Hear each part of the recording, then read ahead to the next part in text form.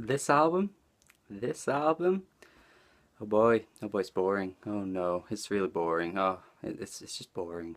Dan Bejar is one of the most talented musicians, I think, very criminally underrated. He had some very critically acclaimed albums under his belt, but I still feel like he's underrated. He's not got a trendy sound, he's not jumping on trap beats. He's not got wild experimental electronic beats. So in 2017, Destroyer probably isn't the go-to guy for most people, but I think in his discography, Destroyer's Rubies is really good. I think Street Hawk, A Seduction is amazing. Kaput is amazing. And Poison Season was great as well. That was one of my favourites of 2015. And to follow up that album with this is a massive disappointment for me. I feel like even his fans are going to be massively disappointed with this. First of all, nothing at all jumps out on this album to me.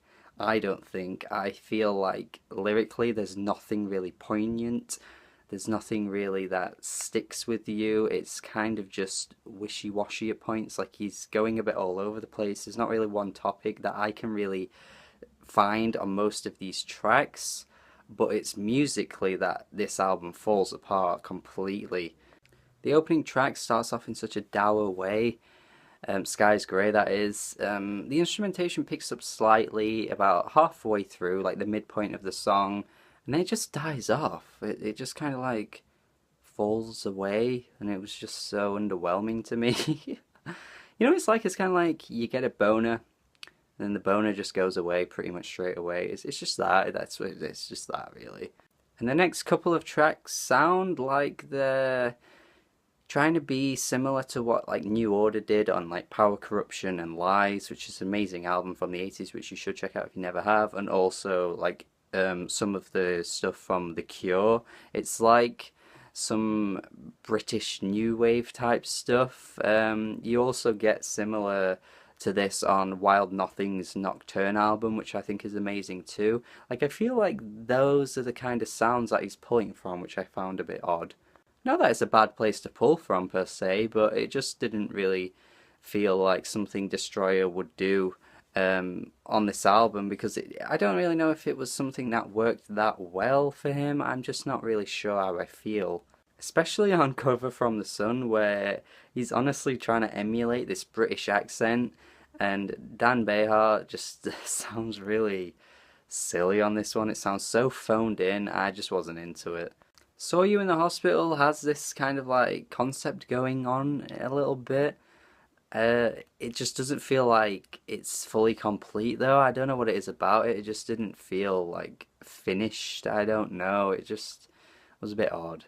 And musically as well, like not just lyrically, but musically, some of these tracks do feel like half baked and unfinished. Like they're just ideas that he just wanted to kind of throw on an album. Because you got to think as well, like this has only been 2 years since Poison Season, so I feel like there wasn't as much time put into this one as there was between Kaput and Poison Season. It just feels like he didn't really have all the ideas there. I don't know. It's just I feel like there could have been a lot more here and something that grabbed you a bit more. And that's not to say that I don't like slow burners. I mean, King Cruel's latest album was like the slowest of all slow burners, and I still love that. But it's just you got to do it right, you got to have some interesting lyrical themes going on too, which King Cruel did have. And Dan Bejar doesn't have them on this one, which is a shame because he always comes through with lyrics and great music.